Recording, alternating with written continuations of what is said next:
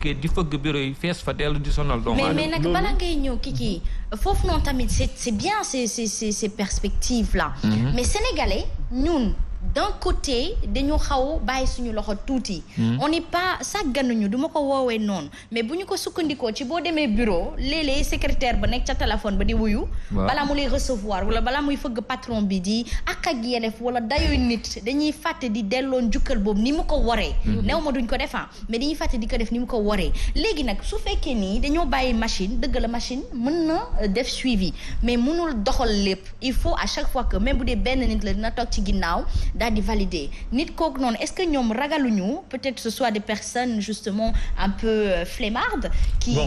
soient derrière après pour doxal loolu. Justement gis nga problème li moo expliqué. C'est très important ak li nga wax boo ko boolee problème li ko mën a solutionner. mooy technologie bu ñuy woowee blockchain. Effectivement moom lañu daan waxtaanee l'autre jour mais on n'a pas assez de temps. C'est vrai. La technologie blockchain donc dafay permettre mooy intermédiaire yooyu noonu. ñu mun leen contourner. En fait li nga xam ne pour des détails affaires yu sew. benn nit mu war ko gérer. donc kooku am na beneen liggéey bu mu mën a def feneen en fait. On peut mettre en place un système. boo xam ne moom moo ko gérer automatiquement. donc c'est un système de validation. collective boo xam ne boobu day rassembler toutes les informations nécessaires. Si tu remplis toutes les conditions il fait la validation automatique. Et puis il y a des programmes qui créent des programmes. Justement. C'est-à-dire programme yi nga xam ne dañuy créer ay programmes yu exécuter ay tâches. Ay tâches oui. Ça. Par exemple ce téléphone portable réveil bi benn yoon nga koy configurer c'est fini. C'est vrai. Tu vois t'as plus besoin tout le temps nga koy configurer yow yaakaar naan par exemple mois weeru koor gi yëpp yéema 5 heures du matin. Ça sera exactement la même chose logiciel bi instant yi ñu koy créer instant boobu la ko administrateur di ko configurer à vie. dootul soxlaati intervention humaine. Parfait. Tu vois léegi loolu daf ñuy parce que ñun Sénégalais yi tayal nañu. bugguñu liggéey. yëg nañ suñ bopp bu ñu amee ndombal tànk dañuy woon ñëpp dañoo am ndombal tànk. Voilà da ngay mere nit di ko fayoo ci liggéey bi. bloqué nañ fi salaire nit war nañ fi noter nit notation bu baax parce que ne nga ko kaay ataayal ma mu bañ. waaw nga koñaas ko ci li nga xamante ni mooy liggéey bi. émotion mënuñu ko gérer nag. bokk ñoom tubaab yi ñoom ils peuvent se permettre de def loolu parce que ñoom ils savent différencier la vie professionnelle ak la vie personnelle ak la vie privée. te pourtant ba pare li ñuy wax ni certes c'est bien mais am na ay inconvénients aussi. C'est vrai. am na ay inconvénients parce que inconvénients yi lan la bu fekkee ne tegoo les bases nécessaires au début comme ce qui fi toogoon sànq di wax ci UVS bi parce que UVS c'est bien bon le modèle est bon mais est-ce qu'ils ont mis en place base yi solide yi nga xamante ni dinañ ci mën a jàngal xale yi sànq man ba ma déggee ñu ay 5 giga 7 giga fee laa toog di reetaan 7 giga par mois moi je consomme 5 giga par jour. Voilà. Quoi qu'on dise dañu wax parce que jàng bi ak YouTube boobu ngeen doon wax jàng bi soxlaatul sax professeur di taxaw sa kanam di la expliquer. complément concentré wu de. waaye loolu ci nit ki la. nit ku bëggul jàng moo xam. parce que gën nga complément.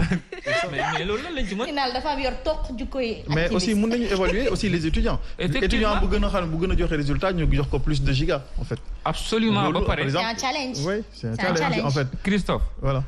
ma ne la man mii jàngee naa lu bari YouTube. ah bon mais justement ñun ñëpp. YouTube mooy complément mooy nekk complément wu li la professeur bi di expliquer. professeur yu bees yi seen pédagogie dafa des dañuy taxaw di la expliquer di la gën a réeral. léegi yow il faut nga dem YouTube.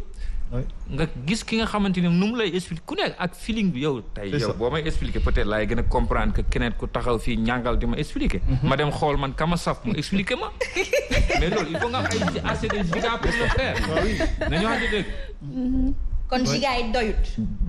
doy ñu war leen jox illimité. mais même les opérateurs téléphoniques je pense que liñ leen fi may. surtout seen njiit fii. ARTP war na leen teg loxo ñu contribuer justement ñu subventionner les étudiants de l'UVS ñu nekk sponsor numéro 1. je voulais pas faire publicité mais couleur bi nekk sama ginnaaw daal ñoom laay waxal couleur bi. man de wax mun na daal la tàmbalee ayca mi ngi noonu war nañoo mën a subventionner justement problématique boobu dafay oyofal kii di nguur gi waaye tamit dina noppal les étudiants. Tu sais le coronavirus là c'est un mal nécessaire. C'est vrai. xam nga pourquoi moo ko parce que dafa ñëw mettre à nu les tares de la société. c'est-à-dire daf ñëw woon là où ça ne marche pas gis nga l'université virtuelle là l'enseignement virtuel là. c'est l'avenir. C'est l'avenir. C'est vrai. C'est très vrai. Le télétravail, c'est l'avenir. C'est Pour ça, il faut avoir des infrastructures de taille. Pour nga am infrastructure de taille, il faut avoir une souveraineté numérique. Souveraineté numérique mooy ñu bàyyi jël suñu données ko dem dénk dëkk jàmbur. waxtaan nañ ko fii ba sonn. keroog gis naa ne jënd nañ benn super calculateur xaw ma. yóbbu ko jam ñaajo dem nañ visiter ko le problème qui se pose mooy dañuy dem teg ko foofu ba mu xeewi. te duñ ko utiliser. C'est vrai. alors que c'est quelque chose bi nga xamante ni boo demee Rwanda dañ koy utiliser nga dem Maroc gis booy di def ay affaire extraordinaire c'est-à-dire il faut ñu respecter ñun acteurs u high tech yi ñun ñoo mën a développer dëkk bi. c'est pas des politiciens yu ñëw di toog seen plateau yi di leen wax ay bu ngeen ma falee dinaa leen jëndal ay xarak affaire yooyu. ngeen di jëf dëkk bi passé ñi na dañuy ko. wax.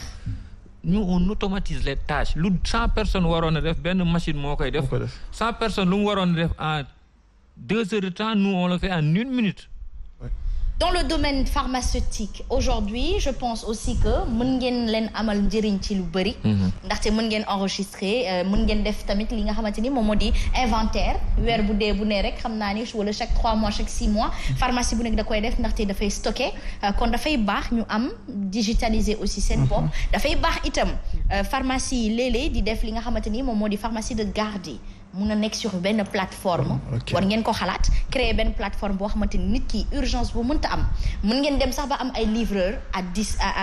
yu disponible. ci seen ay charge bopp teg ci malade bi parce que sama genre yi asthme dañuy toog ba 1 heure du matin mu bett leen bu ñu amatul pompe ventoline bu amatulee maradé MC mën nañ fa yem. du dëgg kon je pense que le monde du numérique là il s'impose de plus en plus. la santé connectée est-ce que du ma basculer. roxee dima basculer. c'est la santé connectée hein. Ouais, parce que pharmacie yëpp bu ñu connecté avec les hôpitaux. avec les montres numériques les montres connectées yi ngay gis nii. tey bu fekkee am na ki nga xam ne yow da nga am problème asthme yu demee nan. montre bi mun na yónnee message bu fekkee da nga daanu. mun na yónnee message sa docteur. directement vite fait mu xam ni asthme am na problème. munul woote. automatiquement mu déplacé wala mu xool hôpital bu ko gën a jege. tout ça en fait parce que xamul tax digitalisation rek moom moo mën a gérer problème yooyu yëpp. si on digitalise tout day régler problème yu bëree bëri. wax ngeen ko de time is money moom la ñuy wax tout le temps te on perd du temps wax nga ko sànq bu ñu soxlaa ay papier pour wax suñu wàllu liggéeykaay day am problème asma tamit wax na ko fi léegi bu fekkente ne da nga soxla dara bu fekkee da nga soxla médicament wala dara amoo solution guddi gi pharmacie tëj nañ donc loolu aussi buñ ci xalaatee dafay tax réew mi day gën a yokk dafay gën a développé donc loolu secteur yi il faut ñu xoolaat ko bu baax surtout yéen nag yéen ñi def high tech foog ngeen gën a fësal seen bopp parce que ñu bëri dañ naan high tech bëgg réseaux sociaux te xamuñu lan moo nekk ci biir ak importance bi nga xamante ne moom la am ci dëkk ca kanam fi nga daane la noonu bu yeboo nag ma ko yëkkatilee noonu ndaxte sa thématique mi ngi door a tàmbale c'est très important damay joxe contribution kii di Maguette Gueye nee na sénégalais ñun on n'est pas sérieux ndaxte ca Tugal 14,99 €, tu as la fibre illimitée et les appels avec tous les opérateurs. Man je comprends pas France Télécom daano ca France moi j'ai travaillé pour France Télécom personnellement. Donc je sais de quoi je parle daano ca France ca Tugal ñëw ca Sénégal ñëw fii indil ñu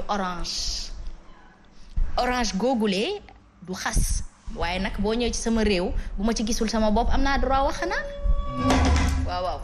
ayca seede yàlla mi ngi noonu dëgg la di téléphone bi sax a ngi seede mi ngi daanu ba dee damay jënd passe ba dee est-ce qu'il ne serait pas mieux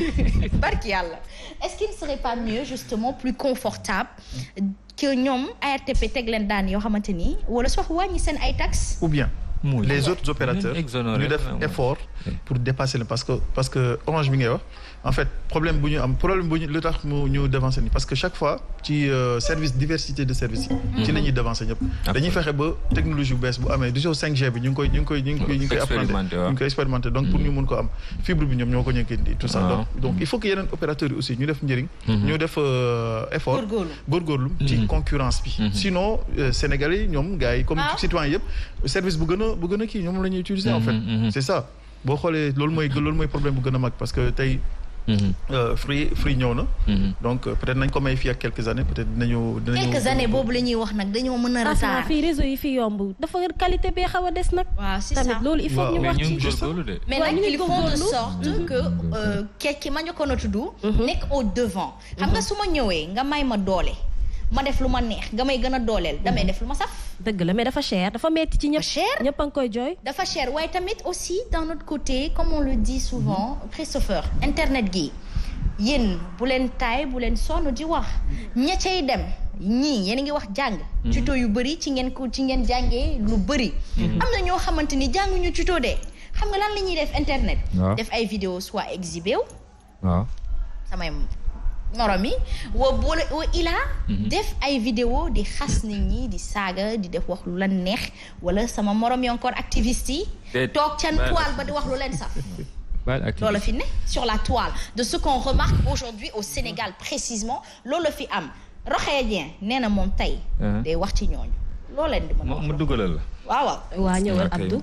ñaan naa la ko xam nga en fait loolu c'est que ñun dañuy am biir buy daaw ñu dem ci pharmacie bi jënd garab bopp bi métti comprendre nga fi may waxee c'est-à-dire on a un sérieux problème d'éducation éducation numérique dafa am dëkk yu sérieux yëpp dañoo insérer éducation numérique ci seen ay njàng gone nga ñëw Sénégal dëkk bu nga xamante ni nee nañ la xaw ma plus de 65% ay illettrés lañ maanaam te pour nga mën a jëfandikoo li nga xamante ni mooy réseaux sociaux le minimum mooy nga xam conséquences yu ndaw yu mën a nekk ci ginnaaw bu fekkee yow amoo xam-xam boobu yow avantage rek ngay gis yow par exemple xamoo lan mooy serveur xamoo internet bu photo yi duggee fu mu jëm xamoo nan lay transiter xamoo photo yi ñaata durée lay def ci internet xamoo vidéo yi fu mu mën a mujjee c'est tout à fait normal nga koy utiliser noo ko xameewul te nous sommes un public non averti sur l'utilisation des réseaux sociaux. Abdou tegal foofu sa baaraam teg naa ko fa demal loolu dafa am solo. waaw Christopher ñëwal. waaw non c'est très important li mu wax ni éducation numérique voilà tu vois non mais c'est normal donc éducation numérique c'est quelque chose de très important wax naa ko fi tantôt donc tant que mettuñu en place benn éducation numérique bu sérieux donc duñu mën a am en fait ay utilisateurs yi nga xam ne yu sérieux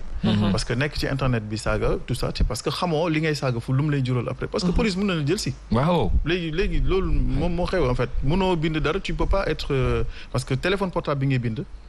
nga yónnee ko dafa am lu ñu woowee signature numérique bu muy def donc message boo ko effacé nga def lu la neex téléphone bi moom téléphone moo yónnee message bi donc dafa yónnee wàlle ay données de localisation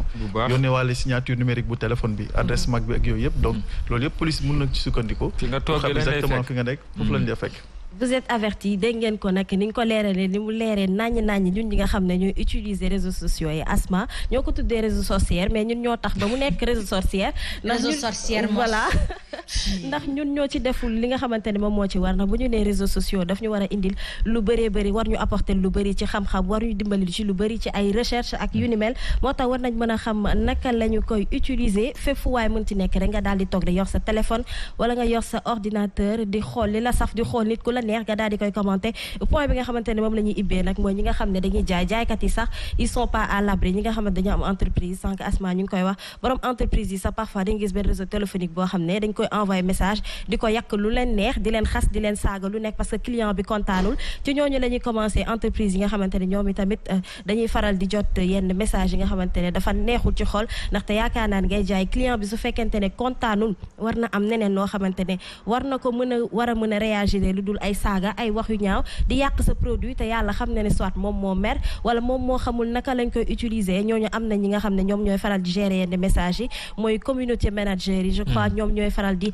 gérer li nga xamante ne moom mooy ci wàllu woowu ndaxte ñoom tam message bu nekk dañ koy jot que mu ne critique bu positive wala bu négative yëpp dañ koy jot mais dañuy xam naka la ñuy réagir dañuy wax ne ci réseaux sociaux il est interdit d'interdire parce que kenn moomul kenn ba war a toog fi ngay toog naan damay tere bul saaga bul wax li Asma waroon wax li waroon def li yow yaay kan yow yaa moom ki nga xamante ne moom moo génnee ay waxam wala moom moo génnee ay baatam donc loolu ñu war ko mën a tere donc kenn moomul kenn moo tax kenn ku nekk war a xam li ngay def ka nga nekk célébrité ka nga nekk koo xamante ne star nga wala homme public yow munoo bañ ko ñu wax ci yow nit ñi il faut que ñu wax ci yow parce que yow yaa exposé ñoom ñoo la def li nga doon moo tax waroo leen bañal li nga xamante ne ñoom moom lañ lay wax mais aussi critique bu ñu munti nekk nañ koy def ci respect ndaxte kenn ku nekk li ngay wax nit ki yaakaar naa ne moom nga bëgg ñu wax la ko Abdoulaye lii sànq wax na ko donc donc am na ci loo xamante ne dañu war a surveiller bu baax suñu langage xool naka la ñu mën a communiquer ci réseaux sociaux yi parce que mu nekk sa ami que mu bañ a nekk sa ami nga gis kenn mu neex la nga bind ko benn yoon message tontuwul wala mu yéex a message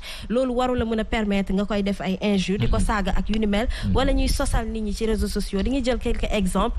ki nga xamante ne moom mën nañ ne comédien la waaye tamit à chaque fois muy sànni nit ñi xeer mooy Pawlish gis nañ ko fi histoire am ak suñu maman boobu Fatou Lawbe donc daf am na nu réseaux sociaux yi ni ñu ko mën a utiliser dafa bëri lu dul ay xastante ay saaga ay mero kenn ku ci nekk nag bu la sa borom tooñee war nga ko mën a régler en privé nit ñi ils sont pas censés savoir leen ngeen jote relation bu ngeen mën ci am ni nekk ci réseaux sociaux yi internet yi ñoom waruñu ko war a bañ a sentir bu fekkee dama am problème ak Christopher je l'appelle directement pour lui dire moo gën ñuy tontonte loolu mooy assumer te teg ci sax léeg-léeg da ngay dëgg bal bi bàyyi mu jàll en fait tout part d'une éducation de base loolu laa bëggoon commencer loolu laa bëggoon wax c'est-à-dire que nit ki ni nga mel rek boo wéetoo ak sa bopp moom ngay fësal c'est ça en fait il faut surtout qu'on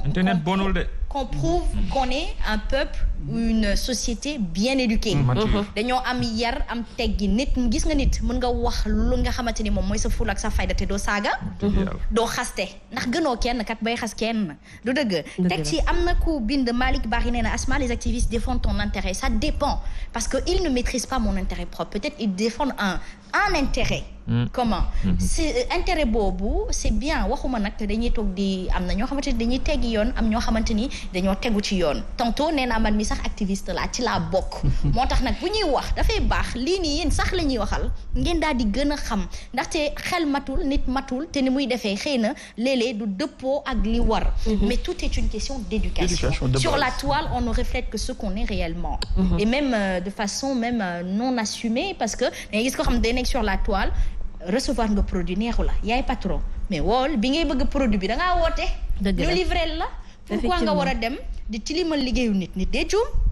il faut de la compréhension de la générosité encore une fois et de la grandeur et il faut savoir se mettre à la place des autres c'est tout gis nga lu ñuy wax ni nga mel rek noonu la sa oto di dawee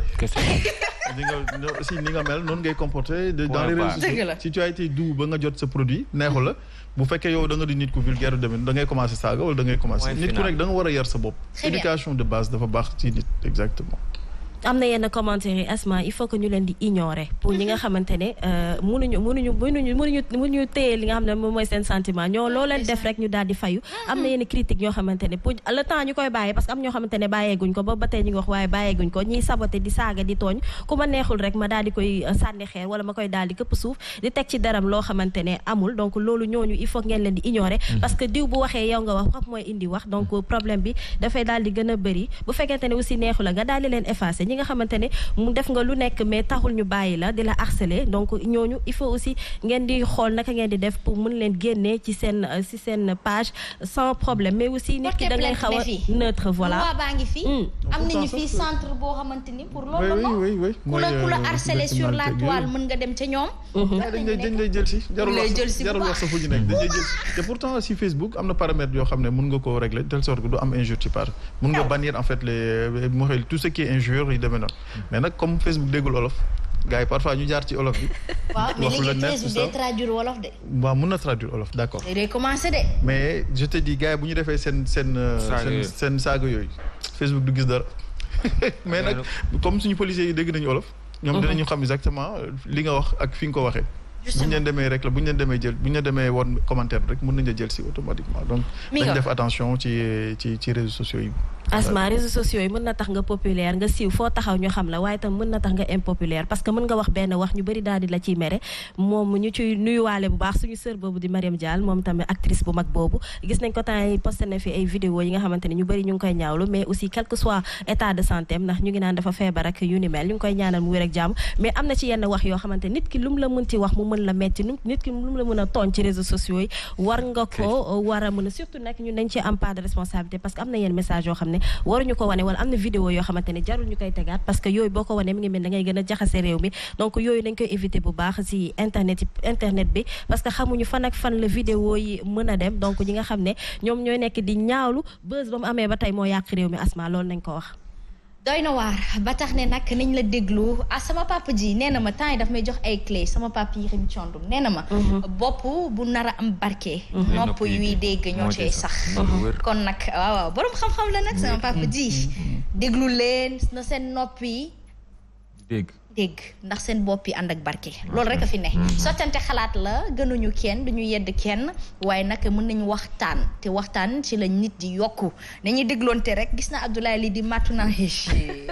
xam naa ni dinaa si ñëwaat ndax thématique boobu dafa am solo mais docteur dafa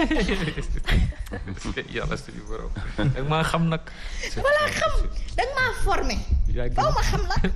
dama la xam sa jukkoo man ak yow bokk yem dañoo nekk toq activiste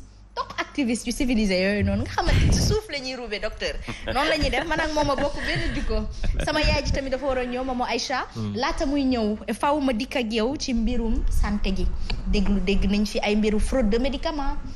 mbirum vaccin gi xëy na léeg-léeg des fois ñu ne ñii d'accord nañu ñii pharmacien ordre de pharmacien bii d'accordul mbir mi comment se porte la santé et le monde de la pharmacie au Sénégal. Merci Asmaou merci à invité yi nga xamante ni yëpp ñu ngi fiy teew maa ngi commencé di nuyu tous les professionnels de santé di nuyu particulièrement aussi membre Codifarm yëpp man nag maa ngi tudd comme ni ñu ko waxee docteur Abdou Kader Dione di pharmacien jiite Codifarm nga xam ni mooy mbootaay mi nga xam ne ay pharmacien ñoo ci nekk yoo xam ni dañoo jàng Sénégal ba noppi am ci ñoo xam ne dañoo mujj daw dem Mauritanie am ci ñoo xam ne dañoo mujj daw dem Djibouti am ci ñoo xam ne dañoo mujj daw dem Gabon am ci ñoo xam ne dañoo mujj daw dem France ndax lan moo tax mënuñoo liggéey Sénégal li tax mënuñoo liggéey Sénégal daf di coobarey nit rek coobarey nit coobarey ministre de la santé coobarey ministère de la santé waaw coobareem ci naka ndax dëkk defe naa loi ak règlement moom moo koy doxal pharmacie da ngay def ñetti option moo fa am biologie moo fa am industrie moo fa am officine moo fa am effectivement industrie defuñ dara pour Sénégal am ay industrie boo teelee téeméeri garab juróomi la ñuy defare Sénégal li ci des yëpp dañ koy jële bitim réew te ñu jàng loolu mën koo def ñu ngi fi mais créé wuñ benn condition pour ñu mën a liggéey premier élément deuxième élément boo génnee nekk pharmacien biologiste duñ la permettre nga ubbi laboratoire de biologie liggéey même si aujourd'hui liggéey bi yëpp ay machine moo koy def comme ni ngeen ko wax léegi ñu ni waa d'accord léegi yooyu yëpp d'accord nañ compliqué na léegi officine mu ngi fi ubbi ay pharmacie ci dëkk yi ñu ni déedéet loolu it du fi nekk lan moo tax du fi nekk ba tey mënuñ ñu wax fiñ ko teg ndax bu nekkee dëkk ay loi ak règlement moo koy doxal pharmacie dafa am décret boo xam ne Abdou Diouf moom moo ko signé woon pour nga ubbi pharmacie décret 727 ku ko bëgg a xool 95 727 26 juillet 95 mu ni ci territoire Sénégal yépp fu fukki junniy nit nekk war naa am pharmacie dëkk boo xam ni ñaar fukki junniy nit ñoo fa nekk war naa am ñaar noonu lay demee. kon maanaam ñoom dañoo teggi décret boobu noonu. décret boobu lañ teggi def lu leen neex. est-ce que lu leen neex la est-ce que aussi il nekk ñu di organiser seen bopp parce que ma fàttali ni temps bi ngeen toog jàng xëy na du nguuru Macky Sall gii moo fi nekkoon. xëy na itam du Abdoulaye Diouf Sarr moo fi newoon. waaye tey ji xëy na ñoom la yàlla dogal ñu ne fi ngir doxal. te ñoo ngi gis ni naam ñoo ngi def ay jéego. ñu ngi def ay jéego ngir coppi mbir yi. waaye xëy na bu desee. ça date pas de ça date d'hier. et que pandémie bi c'est un mal nécessaire. dafa fësal fi tagatembe yépp ci réew mi. rawatina ci wàllum santé. dégg naa ni ñoom ñoo ngi sabablu ngir mën a commencer di defar suñu garabu bopp. waaw mais xam nga pandémie mën naa arrêter secteur yépp ba mu des secteur santé. te muy dëgg foofu moom pandémie secteur yépp la war arrêter ba mu des secteur santé. c'est-à-dire pandémie du raison. tax 2018 ba léegi amul benn pharmacien boo xam ne Sénégal nga nekk mën a ubbi pharmacie ci dëkk boo xamante ni ay population ñoo fa nekk soxla garab. très bien. loolu rek pandémie mënu ko pandémie mënul tamit décret nekk fi ni la. Abdou Diouf da ni woon fukki junniy nit Abdoulaye Wade ñëw ni juróomi junniy nit état continuité la fu juróomi junniy nit nekk war naa am pharmacie. nga dugg Dakar gis zone yoo xam ni day am fukki junniy nit ñaar fukki junniy nit am ñetti pharmacie ba pare ñu ni keneen du fa ñëw ba pare autorité di jóg di yëggati baatam naan rentabilité te décret bi nga xam ne président signé na ko waxu ci rentabilité. mënuñ basé wu ci loolu liñ mën a basé wu te war cee basé wu mooy. tey dañu war a cohérent xam nga cohérence mooy lan. mooy ni monsieur le président son excellence Macky Sall moom moo ni emploi des jeunes. ah oui ci biir emploi des jeunes boobu day dem ba seeti jeunes yoo xam ne amuñ sax qualification di xool nan lay def bañ am liggéey. waaw ñii nag ay jeunes lañ. jàng ci sa université am sa diplôme. nekk ay yaakaaru njaboot. ñii dañuy mujj ñibbi Kédougou ñii mujjee ñibbi Casamance ñii mujjee ñibbi Vélingara ñii ñibbi feneen toog ndax amuñu liggéey mënuñ jariñ seen parents yi nga xam ni demoon nañ Dakar jàng ci ñoom lañ amoon yaakaar. très bien mais c'est très profond. très bien mi ngi noonu Abdoulaye lii dafay baax bu ñuy waxtaan tamit ba tey sottante xalaat nguur bu fekkee ni dafa tagga tembe mbaa mu échec comme ni ngeen koy yaakaaree am na foo xamante ni c'est une solution automatique propre mooy que baax na ngeen tàmbale fii ci mbas mi parce que c'est un mal nécessaire pour tous et pour tous les secteurs aujourd'hui moi je pense que la première pensée serait maintenant d'avoir une banque propre des pharmaciens c'est-à-dire ngeen def benn quête boo xamante ni xëy na demain di ngeen ko dajale pour kenn ku ci nekk mu nekk forme de bourse boo xamante ni même bu ñu leen joxee kayit googu pour ngeen mën a ubbi pharmacie mu nekk loo xamante ni am ngeen fond bi ba noppi loolu c'est très important c'est à prendre en compte waaye deuxièmement ñoom ñoo ngi ci teg ay jéego waaye tamit loo leen di xalaat yéen pharmaciens yi ci kër sëriñ bi. am dañ foog ñu dellu parce que asma daf ni banque xaalis moo ciy dem. waaw. ñun ay junni lañ yu amul liggéey. dëkk bu wér. ay junni lañ yoo xam ne amuñu liggéey dañoo mujj ñii daw dem Mauritanie ak Sénégal bu gën a développé gars yi ngi daw foofu di liggéey ñu leen di fay salaire yu baax foofu. gars yi daw dem Gabon gars yi daw dem Djibouti. très bien banque en ce moment foog nga am xaalis pour mën ko. beneen élément bi nga xamante ni moom mooy important. moo tax j'ai bien aimé li nga ma booleeg ñoom high tech yi. parce que dafa am benn intérêt bu ma ci gis. ndax tey jii nii dañuy ñëw ñoom ni ñuy doxalee dañ doon wax ñu naan site bi kii moo njëkk a déposé kii moo mujjee déposé. d'accord man mi nga xamante ni dëkkuma Dakar maa nga dëkk Fungolemi. léegi ma dégg ñu ni liste bi génn na moo war a lijjanti paas ndax liggéeyu ma sama papa amul ressource sama yaay amul ressource ma war a dem Dakar pour déposer ma war a dem Dakar pour photocopier ma war a dem Dakar Tamba wala Kolda wala Kédougou pour outil casier judiciaire ak leneen pour mën a déposer te dañ ni ku njëkk yaa moom gis nga est-ce que amee comprendre donc aujourd'hui foofu ñuy déposer sax dañ leen ni da ngeen war a créer plateforme boo xamante ni ñooñu nga xam ni ñu nga Gabon nekk Mauritanie nekk Djibouti war nañ mën a toll foofu gis fenn déposer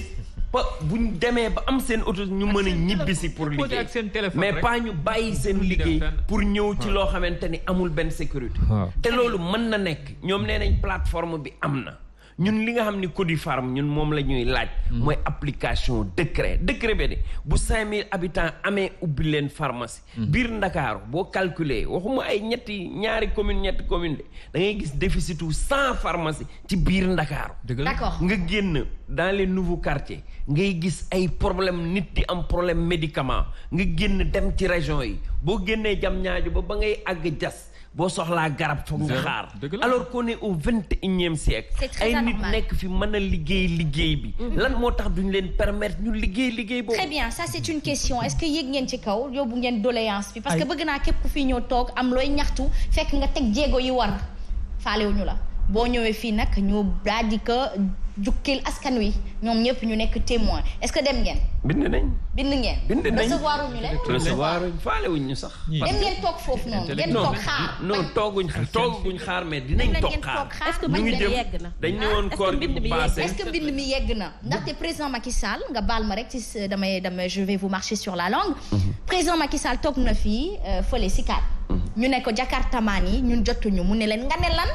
man ma débloqué 1 milliard. et pourtant c'est l'homme le plus informé du Sénégal. du dëgg waa dëgg la mais léeg-léeg suivi boobu ngeen di wax dafay jot. nit ñëpp jubuñu du ñëpp a jub man ñi mel ni man dañoo bëri. du dëgg est-ce que boo leen yóbbee affaire yi ak CV yi ak demande yi ñëw di dugg ci poubelle yi dafay bëri de. asma nga baal ma de lii su ma ko ñibbiwaale damay dee ci yoon. en fait xam nga sànq dafa wax ñetti affaire yu important c'est-à-dire pharmacie ñetti wàll la benn bi mooy biologiste yi nga xamante ni permettre leen ñu ubbi ay laboratoire fii am na beneen bi nga wax léegi jaay rek leen permettre muy lu doy waar muy luy wane ne encore une fois Sénégal retard gi mu retard daa mujjee jéegi dayo gis nga mbas mi nga wax sànq par exemple boo jëlee États-Unis dañoo jël ay centaines de milliards de dollars xëpp ko ci industrie pharmaceutique yi ay Pfizer ay BioNTech ay Johnson ay Moderna pour gars yi dem wuti ay li nga xamante ni moom mooy solution par rapport ak mbas mi ñun nag suñu ay pharmaciens di grève di ket ça aussi c'est un problème mais c'est en fait gis nga secteur santé du acteur bi ci boppam moom moo ci mën a génne boppam parce que c'est quelque chose qui coûte excessivement cher il faut que l'État lui-même jël budget xëpp ko mais financer li nga xamante ni mooy laboratoire de recherche yi jëndal leen ay matériel high-tech xoolal lu muy wax ni ak téléphone portable rek ñoom war nañoo mën a inscrire plateforme au lieu ñuy jóg Kédougou di ñëw ba fii c'est très important justement on sait joindre l'utile à l'agréable on sait faire de la continuité plateau bi àla daw me na macha allah maa ngi nekkoon ca laajum kër sëriñ bi lan moo ci seen xalaat kër sëriñ bi comme niñ koy wax c'est une question boo xam ni c'est extrêmement importante mais bala maa tontu question boobu dinaa laal ci li sama waa ji wax ndax li muy wax dafa ma intéressé mooy industrie pharmaceutique boobu Médis ñu ngi grève depuis lu mat at ak usine ba tëj na waa Teranga Pharma benn këyit la ñuy laaj ministère 1 an mënuñ koo jot pour ubbi industrie pharmaceutique mais pour kër sëriñ bi Asmaaw li ñu ci wax kër sëriñ bi ñun moomuñ kër sëriñ bi ñun teguñ ko fa état bi moom moo war a jël ay responsabilités mais naka ngeen koy appréhender yéen en tant que pharmacien ñun ni ñu koy appréhender mooy ñun waa Codifarm collectif pour la défense des intérêts de la profession pharmaceutique bi nga xam ne li nga xam ne mooy seen credo mooy accessibilité des médicaments insertion des jeunes loolu moom moo tax problème bi demee noonu parce que accessibilité des médicaments moo posé problème les gens amuñ suffisamment de garab léegi bu nekkee amuñ suffisamment de garab mais ku mënta jaar ci buntu bi jaar ci palanteer bi loolu tax ñuy dem foofu mais tey s'il y avait assez de pharmacie s'il y avait mais nag ñi fa sanc waaw di leen représenter te xëy na amuñu peut-être xam-xam bi ngeen am te ngir mën a lijaasa bi ngeen am ngir mën a jaay garab te am na ay bërëb yoo xamante ni kër goo dugg am na ko fay jaay garab te amul xam-xam bi mu mën a saytoo ni lii kii li mu soxla noonu war nañ ko mën a jaay ñu jaay ko ñu ràññee ci yu bëree jaruta fësal jaruta feeñal waaye nag junj doy na borom xel yéen ñi nekk professionnel gi est-ce que mës ngeen toog ñaxtu ko est-ce que mës ngeen ñoo remonter li ni mel ndax ñun journaliste yi ñoo ngi def li ñu war ñoo ngi fësal ñoo ngi feeñal ñoo ngi junj di invité ñun en tant que Codifarm nga xamante ni comme ni ñu ko waxee accessibilité insertion des jeunes loolu ngay wax noonu ñun appréhension bi ñu ci gis defaguñ ci marche de parce que xam nga loolu ñun lan moo tax defuñ ci marche parce que dañoo gis ne ay milliers pharmaciens ñu ngi Sénégal permettre ñu leen ñu def liggéey boobu looloo tax ñeneen di ko def très bien fraude ou médicament non déclaré ou faux médicament ba fële ca Patte d'Oie yéen naka ngeen ko dundee itam non toujours même chose c'est-à-dire aujourd'hui tey les jeunes pharmaciens yi nga xamante ni liggéeyuñ ci drogue liggéeyuñ ci leen ci garab lañ doon liggéey ñu jàpp leen téye leen expliquer nañ lañ mooy problème mu lenteur administrative moo ko indi te ba tey jii waxuñ la ni faux médicament comme yow ni nga ko comprendre la de liñ leen di wax mooy dañu ni médicaments yi circuit biñ jaar du circuit légal looloo tax ñu ni faux médicament la parce que OMS daf ni bis bu jaaree ci circuit bu dul circuit légal faux médicament la kon foofu fraude lañ fa lu war a wax très bien très bien merci léegi gis nga côté boobu li ma la waxoon sànq mooy affaire problème mu blockchain bi mun na régler problème boobu aussi parce que gis nga garab bu nekk ci paquet bi mu doon naam benn genre code QR code boobu bi nga xam ne boo ñëwee nga scanné ko daf lay wax trace médicament fu mu jaar yëpp pour nga xam ne est-ce que garab bi fraude la ou bien du fraude loolu bu ñu ko réglé sincèrement parler ça va régler beaucoup de problèmes. parce que bëgg naa lii waay. waaw bëgg naa lii ñii daal ñàkk leen am wóor. ñii daal gisoo ma jël leen teg leen sama el nii. waaw ñàkk leen am neex naaw dem. Aïcha, merci beaucoup à Christopher pour la matinée d'aujourd'hui, c'est très important. Merci, docteur. Asmao. liñ bëgg ñun mooy président de la république xam ni ñun li ñuy laaj li ñu bëgg lenn dong la mooy le décret 2007 ñu appliqué ko jeunes pharmaciens yi nekk Sénégal mu dugg ci programme emploi des jeunes bi ñu am liggéey pour intérêt population bi population bi mën a jot garab yi mën a faju système de santé bi mën a droit. Très bien docteur Dione merci beaucoup pour la contribution ay waay président Macky Sall ndekete yow war nga mën a nekk président ndekete yombut waay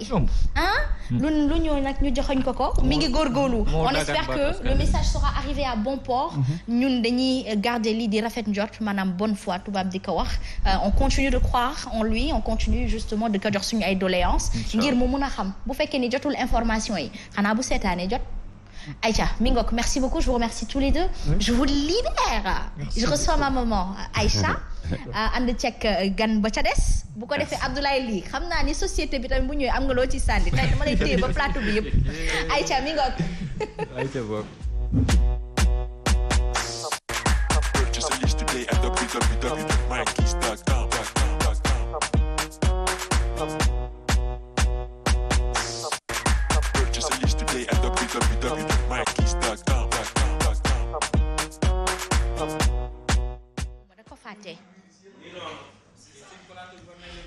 waaw ala daw me na war nañoo décorer waaye ca docteur waxtaan bi tàmbale naa bu ko defee rek ñu dàkk ko def ko coulisse mbaa ngeen dem salle maquillage sama yaay ji dikk na moom tamit maa ngi koy ziar maman nag damay commencé fiir de ndax sa bleu bi ak bleu roqee bi mi ngi bëgg méngoo mooy caat looloo tax maa ngi lay ziar bàyyi sama mamushka yow tamit. maa déggal lii di leen ndokkeel di leen baalu àq di leen baal àq sama doom yi nga xamante ne saa su nekk rek mbégte laay am jàkkaarloog yéen caat moom macha allah di ndokkeel nag sunu njaati gi Bougane Gueye Dany ak soxnaam yu baax yooyu le di ko delloo njukkal moom kii di Momy Dany Gueye ndax daf ma defal teraanga bu rëy ci weeru koor gi ni ko sama caat mi defee macha allah yére yaa nga fa jeexagul ba léegi ku ne xaj na ci donc am mbégte bu baax a baax di ziar Adja Fatou Yadd mi nga xam ne mu ngi ko invité woon keroog di sunu maman bu baax macha allah dinañ ko fi woowaat incha allah tey nag Asma dañuy fas yéene waxtaanee rek xam naa ne waxtu wi dafa jaw a xat waaye dinañ ci dugal rek tey ci fait de société jafe-jafe yi nga xamante ne yenn ci ay doom dañ koy am ci seeni wayjur bu ñu bëggee jël soxna wala itam ñu bëgg jigéen ñi takk maanaam am jëkkër jafe-jafe yooyu daal la ñuy fas yéene waxtaanee tey xam naa ne yëf yi daal dina xaw a ndar keppe tuuti. En tout cas daal buy ndar keppe bu ne rek yaay booy boo leen dikkee njëriñ am. mi ngoog kii nga xamante ni moom moo di Ibrahima Faye nekk président ànd booloo dem foire. waaw nañ dem foire nag foire ak a baax. waaw ñu ngi si soxna si may profité di nuyoo ñi ma bokkal plateau bi ak sama membre yi nga xamante ni ñu ngi ñuy seetaan. ñi nga xamante ni ñu ngi nekk Niamey nekk Gabon nekk Niger nekk Cameroun aussi. donc ak sama membre yi nga xamante ni ñu ngi waajal foire bi ñuy dëgmal muy foire artisanale sénégalo-burundaise bi nga xamante ni ñu ngi demoon tout récemment pour logistique foire bi biñ demee dañu bëggoon def foire made in Sénégal mais biñ demee autorité burundaise yi biñ ko gisee mu gis ne projet bi daf leen intéressé surtout le fait que artisan Sénégal yi ñëw ak artisan burundaise yi ñu bokk exposé daf leen di arrangé léegi mu ne loolu nañu changé tour bi au lieu def ko made in Sénégal ñu def ko sénégalo burundaise waaw Mingok Aïcha kon première édition bi c'est du 7 au 18 juin tàmbale na ngeen c'est du 7 le mois de juin le mois prochain. Ouais, le mois prochain. Bon, actuellement, nous sommes préparatifs. Parce qu'il y a 37 artisans yoo xamante ni Sénégal la ñuy bàyyi ko ay Sénégal lañ. am nañ 11 yoo xamante ni Niamey la ñuy bàyyi ko. am nañ 2 yoo xamante ni Cameroun la ñuy jógee am yoo xamante ni 3 yoo xamante ni Gabon la ñuy jógee. ñu fekk fa sunu naataango artisan ya fa nekk Bujumbura pour ñu bokk exposer pour jaay pour les produits d'origine Sénégal. C'est très important ndaxte bu ñuy waxee artisanat wax li nga xamante ni moom moo di culture rek ak art ñun ñoo ci jël pays ci Afrique. dañoo instruit. ay mën te raw suñu ay maas. kon lii nag dugg leet. dañ leen di wax ne rek 126 exposants sénégalais sont attendus. képp ku doon jooy daaw ba ren yaay booy roxeya mbirum artisanat. war nga mën a nag dem ca foire ba ndaxte ndimbal da ciy fekkee loxoy borom waa nguur gi war nañ yónni seen ay ñoñ ñu xool naka ngeen koy organiser surtout ça parce que may profité di remercier monsieur le ministre de l'artisanat Pape Amady Ndiaye parce que dëmb recevoir nañu ak sunu groupe bi waxtaan nañu projet bi aussi vraiment kii na ko quoi apprécier na ko donc nee na aussi dinañu accompagner dinañu boole ak le directeur de la PDA Pape Amady Ndaw mu accompagner ñu pour ñu def benn organisation boo xamante ni sans faille la ñu si woon nag le président de la République Macky Sall parce que moom mooy ndeyu mbil gi bind nañ ko lettre ça fait 1 mois bind nañ ko lettre pour yëgal ko foire bi mais jotaguñu réponse ba léegi waaye ñu ngi ko koy yëgal di ko yëgal aussi le conseil des chargeurs bu leen bindati lettre da leen dem foofu directement non buñ dem man su ma leen bëggee gis damay dem directement toog jaral na ma toog journée commerciaux yi loolu moo tax ñuy am di waaw mais boo toogee moom ba policier duñ dafa fekk nag ñun xam nga artisan yi ñun amuñu jotu ñaxtu ay jàkkaarloog policier yi déet kat bu ñaxtu am naa bërëb la boo xamante ni sénégalais yëpp a ko moom képp am na fa droit mais Asma dafa am yoon garaaw na ngeen ñaan lettre yi di yegg à temps rek ndax comme sànq ni ko waxee am na yoo xamante ne sa demande dañ koy jël teg ko fee amaana bu ko directeur bi jotee moom dina ci am lu mu ci def dak yaa ay xam nga yenn saa yi ñoom macha allah seen liggéey rafet na ñu koy gaaral occasion la ñu wone li nga xamante ne moom la ñu def waaye itam ñu leen di jàppale ndax it nag fu ñu indee seen lettre bëgg mu yegg bi ci kilifa gi nanu fexe mu cay yegg vraiment ba pare ñun li ñu bëgg mooy que woon état Sénégal maanaam liggéey bu am solo bi artisans yi di def parce que les artisans sénégalais sont très distingués à l'étranger et puis leur création est riche et diversifiée gis nga bu ñu demee ci foire yi bu ñu exposé dañu naan où se trouvent les sénégalais léegi dañuy gis xool benn kii day ñëw dugg sa stand ni la comme lii nga sol laa bëgg jaay ma ko nga jaay ko mu sumi nga sumi jox ko mu sol bon loolu état bi dafa ko war a xam to gis nga on peut pas développer un pays sans passer par l'artisanat parce que bu ñu xoolee France bu développé Allemagne développé yooyu yëpp ci artisanat léegi artisan yi ci bëgg a bokk nu ñuy def rapidement nan ñoo inscrire parce que ñu ngi jéem a xool naka la ñu état bi di accompagner artisans yi aussi ñu dem parce que Bujumbura dafa sori billet d'avion yi seer na nan ñoo inscrire bu ñëwee sama kii 33 Amadou Assane Ndoye dinañ leen jox fiche d'inscription yi mbaa ñu jël sama numéro 77 385 98 82 mën nañu inscrire bu ñu demee aussi itam au niveau d'APDA mën nañ inscrire. yaakaaroon ne da ngeen waroon am benn site en ligne boo xam ne ñoom ñu cee inscrire muy gën a gaaw parce que léegi tamit la technologie dafa avancé. waaw ku xam naa première édition la dina am ay manquement mais ak les années yi ñëw. dinañ jéem a xool naka lañ koy améliorer lañ koy gën a organiser pour léegi damay ñaan même moom 2000 rek ma ñaan le président Macky Sall mu accompagner sama artisans yi parce que 37 artisans nag quand même ñu jógee Sénégal dem di jaay produits yoo xam c'est des produits d'origine Sénégal c'est important parce que day jaay destination Sénégal parce que les artisans aussi sont des ambassadeurs ils représentent le Sénégal partout fu ñu dem parce que tey man su ma demee yóbbu sama yére yu ma ñaw fii wala samay faaru mbaam yoo xamante ni Sénégal laa ko ñawee yóbbu ko jiwan ko waa Bujumbura bon je suis en train de vendre le Sénégal donc l'État a l'intérêt d'accompagner les artisans yi parce que billet d'avion yi cher na da leen jàppale si billet d'avion yi ak si les accidents de bagages ak ministère de la culture et tout ñoom ñoo leen di gunge bind leen bataaxal bi rek ngeen yóbbu ko foofu bu ko defee ñoom dinañ leen gunge yaakaar naa ni lii seen ndam la ndaxte ndamum Sénégal ndamu képp Sénégalais la merci beaucoup de nous honorer ñu si woo aussi le président Bougane Gueye Dany na ñëw jàppale artisan parce que moom gëm sa bopp la waxtu ñu dañoo gëm suñu bopp ñun ba pare day nga carte de membre est-ce que am nga carte de membre carte de membre am na ay carte de membre non carte de membre gëm sa bopp gëm sa bopp non amaguñu ko nag. waaw ut ko nag. merci beaucoup merci monsieur Faye bu ko defee nit ñi le rendez-vous il est donné le plus important ci wax même bu dee 1 minute la sax boo waxee l'essentiel askan bi jàpp na ko te sénégalais dañu solidaire macha allah dinañ leen ci jàppale bu baax gunge leen ci bu baax a baax mi nga ko ñu tàbbi ci suñu yaay ji ci rubrique société bu ko defee mu faram fàcceel ñu lim ñu indil tay MD. jërëjëf xam nga nag monsieur Faye moom wax dëgg yàlla dafa def déplacement bi te ñun ci kër gi la ñu bokk. dëgg la moom lu mu xat nañ leen bàyyi rek ñu déroulé. ndax ñun mën nañ jël soit suba gannaaw ëllëg. dëgg la moom waaye ñoom occasion la pour ñoom ñu wane seen bopp. dëgg la l'hospitalité. tout à fait kon ñu bàyyi ko mu dem. waaw garaawul bàyyi ko mu dem garaawul. voilà je vous remercie. sama yaay fay la sa nijaay bu ndaw. d'accord. yaay booy li neex na di. Teranga Sénégal waay. Teranga Sénégal vraiment maa ngi leen di remercier aussi yéen ñëpp si nekk si plateau bi ak waa Sen TV parce que li aussi vraiment opportunité la. Tout à fait. parce que aussi nit nga ñëw mu jox la plateau am nga wax. Bon donc vraiment mënuñu lu dul leen remercier ak sama membre yëpp nga xamante ni waa ànd booloo dem faar ñu ngi leen di remercier. yéen ñëpp waa plateau bi. jërëjëf merci beaucoup ah. jërëjëf c'est important kon maanaam. waa ministère de la culture. ban kan moo fa nekk ministre de l'artisanat Pape Amady Ndiaye. bind ngeen ko. recevoir nañu démb bind nañu ko ne dañu kii léegi Pape Amady Ndiaye. ba pare il a apprécié le projet ne dinañu accompagner ñu ngi koy xaar nag. dig nañu ne dañu accompagner. dina leen accompagner. il nous a mis en rapport avec la PDA le directeur de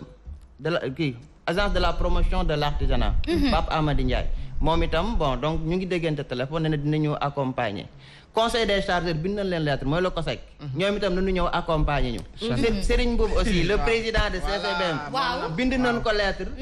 gis na sunu membre mën a waxoon nañu ne après Korité bi nañu recevoir ñu ngi koy envoyer message di ko woo nag waaye bu léegi répondre ñu nañu recevoir accompagner ñu le président waaw. Serigne Mboup vraiment ñu ngi leen koy ñu ngi ko koy ñaan waaw xanaa kon nag waa APR. am na ñuy def seen liggéey. bari na ci. heureusement tey solu ma beige balaa ñu may nan dañ ko compal yaay ñii dañoo gaaw. sollicitation yi ñoo bëri rek loolu rek. bilaay. mooy sollicitation yi bu ëppee da ngay yaakaar nit ñi liggéey ñu alors que il travaille. yow dëkk bi moo méttee fépp ba pare pandémie bi ñëw. jël ñu ñun ñëpp wàccee ñu ci suuf. mais il faut des efforts il faut énormément d'efforts. inchallah man ñuy def effort de. en tout cas daal Rokhaya Dieng lii kat. ku mën a dem exposé kii a style du fa dem tamit. waaw li tam mu dem de. non ñun ba njéeg bi yomb na. non c'est le Sénégal consommé local la ñuy jaay même yéen waa Sen TV invité nan leen. ngeen ñëw consommé local képp koo xamante ne artisan nga li ngay defar fii nga koy defaree. tu es concerné. mu wàllum jaaykat la wala ñëwkat bi. tout. parce que nous suñu objectif mooy promouvoir les produits d'origine Sénégal. mooy jus yi yére yi tout ce qui est fait. kon mën nañ fa xaar ay tableau xaar fa ay yére xaar fa ay objet d'art. même les secrets de femmes là les secrets de femmes là yooyu yëpp ci la bokk ah. oui les secrets de femmes. mooy fer yeeg bind yeeg yooyu yëpp. yooyu yëpp dañ ko bëgg a woon waa Bujumbura. Ibrahima Faye Ibrahima dañ ko fàtte def live. ngeen live ko Facebook. ñun ñaa amul passage. na leen ko defal live. ngeen koy am. yéen a ngi sollicité agence de voyage yi nga xamante ne dañu am doole ci réew mi ngir ñu subventionner aussi billets d'avion yi mu oyof ci yéen. waaw mais xam nga loolu ministère bi moom moo ko mën a def ñun on travaille en partenariat avec Kenya Airways sur la ñoom aussi jàppale nañ ñu si parce que defal nañu réduction des billets et puis excédent de bagage aussi wàññil nañ ñu ko si quoi. mais lu mu yomb il faut que état bi dugal ci loxoom jàpp si quoi. dinañ ci dugg bu soobee non ñoom dinañ ci def dara ne nga ministre bi xam nga fii Sénégal ban problème ñam recevoir mais bu ñu la xasee teg bët nii waa APR di gor di garmi ñu leen di teral bi waaw vraiment moom mën na ci am yaakaar ñu ci am yaakaar waaw bu baax ba nga wax ma ni dañ maa compal dara waxuma ko